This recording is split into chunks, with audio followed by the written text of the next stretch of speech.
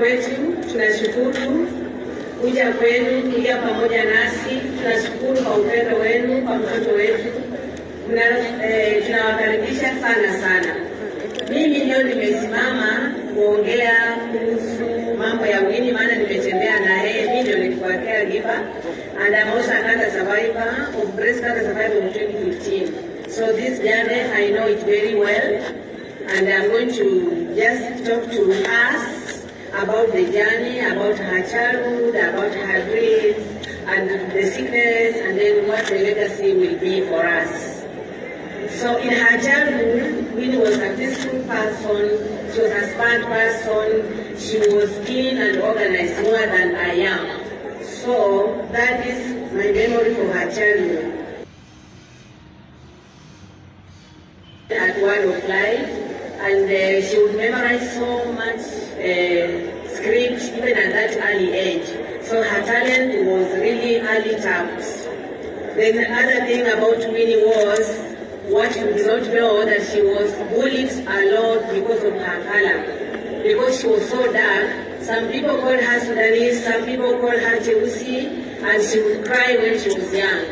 But having been brought up between 5 boys, those you saw there and some who are late, they had taught me to be a tomboy. So I knew how to fight, and I taught her how to fight. The other part of Winnie that you saw that could fight, she was not born with it. It is me who taught her, because she had to survive the bullies. And then the other thing that we realized when she was young, because of bullying, we bought her a toy, or a dolly from Germany, which was so dark, which was so black. By then, we weren't having such dollies. We only had blonde dollies. There was Zungu with blue eyes, with blonde hair. So we wanted her to know that being African is also nice. And it really helped her to do that. Because out of that, she became confident in her skin.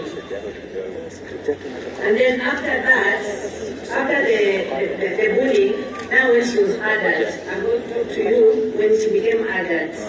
She was a focused business person. She knew very well what she wanted to do. You know, like a parent would want someone to go to be employed, to get a salary. Immediately she graduated, she told me, Mom, I am not going to be employed. I will not be employed. I am just going to work with my hands, and I'm sure I'm going to. Another thing was, when she was an adult, she made gifts. Because she was a talented person, she made gift cards, she made thank you cards, and she would sell them to give herself pocket money. And when they started Jukwa, the band, she was among the people who was branding it, and she really did well. She would sew her own clothes and sew the members' clothes, and she did not even go to the college for sewing. But at that age, she would still sew. She was also a furniture maker, and she would make furniture for her house, she would decorate her house, she was an interior designer. So this one child, I was blessed with one child, but out of that one child, she represented like 10. She represented like 10 of them together. And in her adulthood, she became aware that she was beautiful, and some of the things that stood out for her was her signature was the darkness. Each and every person who looked at her, they loved her darkness. So the dark girls that are here, please don't bleach. And if you are bleached, you can turn back. We will love you just the way you are. Another thing that she had was very special was her eyes. She had very beautiful eyes. And another thing that was an asset, but let it go, was her breast. As you have seen in her pictures, she had this beautiful big breast, and telling her just to cut it was a very difficult thing for her to come to terms with.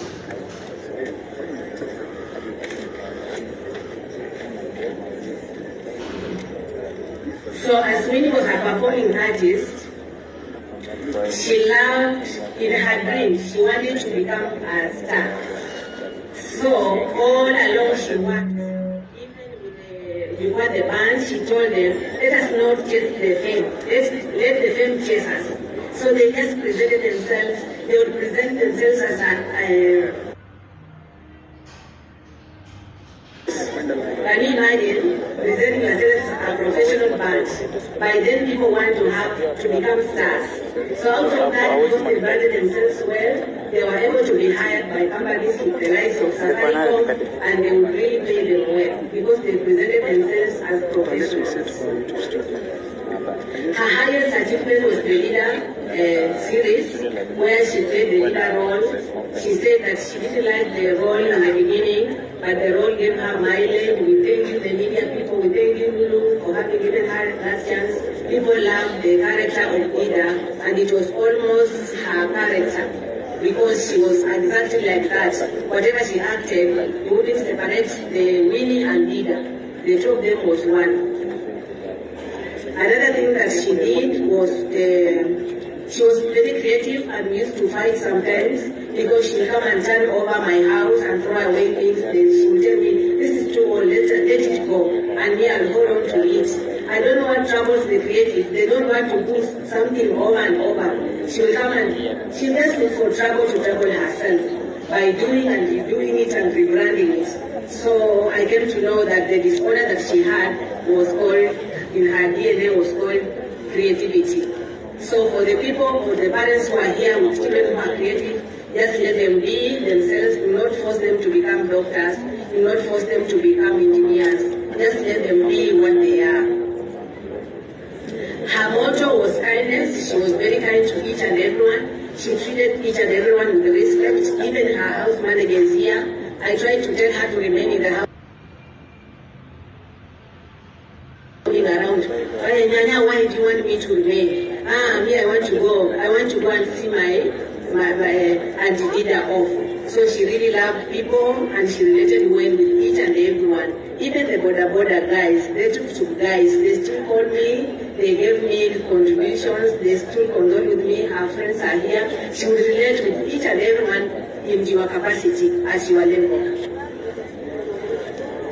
So I'm going to talk about her legacy.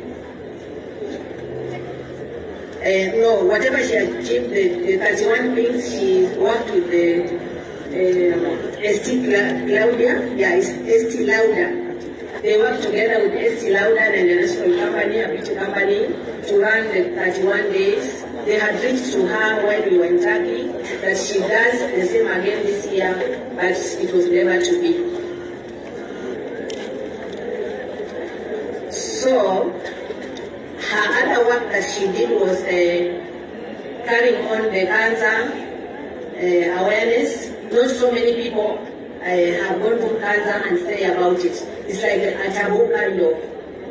It's very rare. Even I came to know later, some of my aunties or some of my cousins and my relatives are here, they had gone through the journey, and yet I had not known at all. But out of that, they became aware and they started talking about it, they started encouraging her. Thank you so much for that. So she has this legacy that she's leaving behind that I'm going to carry. And this legacy is about the foundation. You have had people here who have said that foundation we are going to carry out.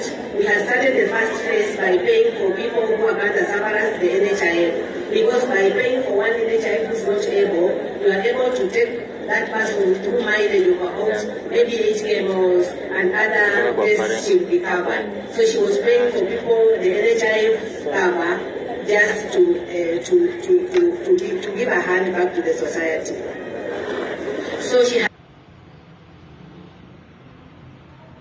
for taking care of the cancer patients. We want to make awareness, the family members, the caretakers, what it takes to be a caretaker. As for me now, I have been a caretaker and I have been a cancer survivor. So I know that journey very well, and I'm going to carry out that legacy. We are going to complete the work that she has started, hand in hand with the people of the foundation. I'll be there for you fully, because I understand the journey as a caretaker and I understand the journey as a survivor. So in her sickness, I'm going to talk about her sickness. She had a cyst in her breast, when she was about 14 years, and it got us worried.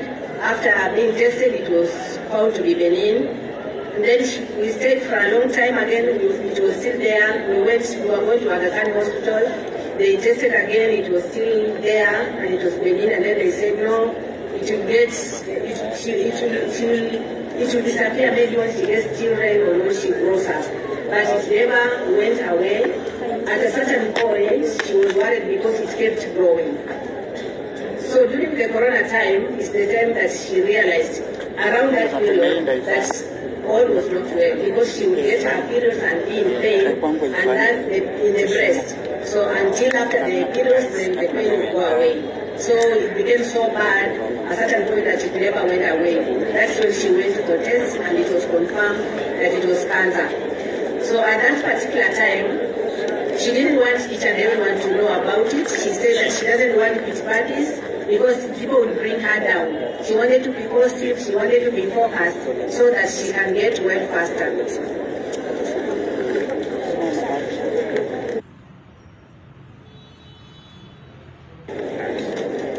So she became public about the same thing after about 1 year, and that's when you people knew. What you did not know that she had been suffering for a long time. So she started her treatment at the Coast General Cancer Center, where we have facilities nowadays. She did 8 rounds of chemo. Thereafter, she was put on oral therapy for about 6 rounds, and nothing much changed. So that's when we came to you people, telling you that we want you people to support us, we want you to work with us, and you were really helpful. You came through for us, and you enabled us to go to Turkey, where we were given treatment. She got 9 rounds of chemo again, and then she was still put on oral therapy because cancer had not cleared in every part of her body.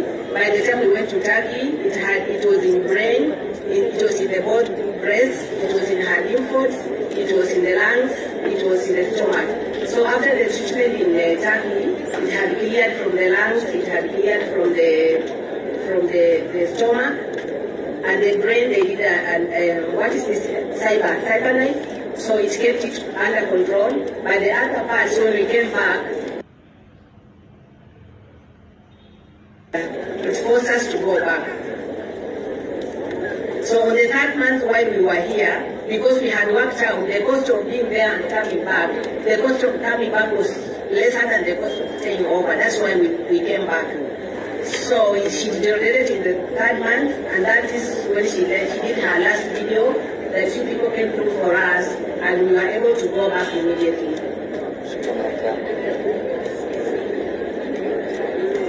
So in Turkey, we did not have much time because when we went there, she had really deteriorated, and the doctor told us the things are not looking good, but they are going to try their level best. So in that time, because I was working with her, I was encouraging her, I was a cancer survivor, I trusted God, I believe in God, and I trusted that God was going to heal her. So while we were waiting for the treatment, she told me this one thing, that, Mom, I have had a conversation with God. Then I said, what kind of conversation? She said, I have asked God that if He knows that I'm going to die, let me just die now. But if He knows that I'm going to get well, I am ready to hold on because I'm in so much pain that I don't want to go on like this. But then if I'm going to go through the pain and still die, I'd rather die just now. That was the second last day that she told me that. So on the following day, she wasn't talking. On the 3rd day, she passed. So I have said about the foundation, my call of legacy. I'll continue to do that, her work, I'll carry it on. I have few concerns about cancer. Being a cancer survivor, I have known, I have seen, we have walked that journey. There are concerns that are bothering me here. One of them is, we wait until we get sick. We are not getting awareness. So I would want us or the government to put emphasis on the awareness as opposed to the treatment. And then another thing, while you are sick, while Winnie was sick and you are visiting public hospitals, there are these concerns that I observed. The relationship between the doctor and the cancer patient is not there. How? Because one doctor is attending to 16 to 20 people a day, meaning that when you go there, you not have a continuity of relationship with your doctor. So every time, which treatment were you given? Because they have so many files waiting on their desk, they are not even able to go through it. So they depended on what Winnie told them. I have had maybe X round of cycle of this and this. Then I was asking myself, what about the people who do not know what they were treated on? What about the people who do not know how to read or how to write? So what will the doctor do? And then that was that. Apart from that, these lady doctors have private clinics. So imagine a doctor coming in at 8 and leaving at 2 to go to their private hospital and handling 16 to 20 people. What kind of service would we expect out of such a service? It means there's a disconnect. So my solution there is let the government pay the doctors well, and let the government ban the doctors from having private clinics while they are still working. Of whom are they working for? It is us. Why are they getting our money and not giving us the best? And the government is aware, the government sees it. So this place where we go for treatment is the place they get their patients to go to their private hospitals, those who can afford it. And it's not a good thing. Those are the things that the foundation will have to address in regard with the government in relation with how cancer patients are treated. Another thing that I want all of us to be aware of is the process that we farm with. Because we farm with these fertilizers, some of the fertilizers have been banned in other countries, and yet we are using them here. Then after the harvest, there's this preservation, the process that they do. They have some chemicals they put in the food, and this food ends in our body. So if the system is compromised, for sure, I can assure you, you are a candidate of that disease. You might be well now, even the farmers who are here, you are well, you don't know what will become of you in 5 years' time. You don't know what will become of your daughter, because the food that you produce, you don't eat the whole of it. You go and sell. The people who are trading in the business of food, the chemicals that you are using to preserve the food, know that it is ending somewhere. It might not be your daughter, it could be your daughter's maybe child. So these things we have to be aware, all of us. We have to start working hand in hand. It is something that is so bad. You people, if you have never gone to a cancer place, just go and visit and see how many people are there. And that will be only one place. So I am sure that this will be addressed. And finally, I'm talking about the people who are given the mandate to take care of the processes. The people like caves and those kinds, just to see that the production of food, the storage of food is done in a proper manner that will not destroy lives. So memories. I want to remember Winnie as a very creative girl. I want to remember her as a very positive person. I want to remember her as a very strong-willed woman. Whatever she went through, I could not have gone through it myself.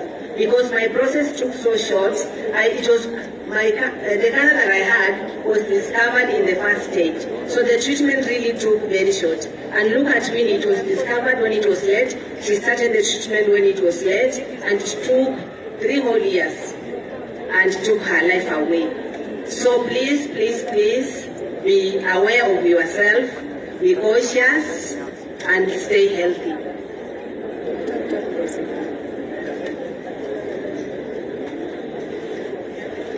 So I just want to register my thanksgiving to all the people who have stood with us, to Mount Zion Deliverance Church Mombasa, to the media fraternity, and the others who have stood with us. I think that I leave to the chairperson who is going to give thanks. Thank you so much.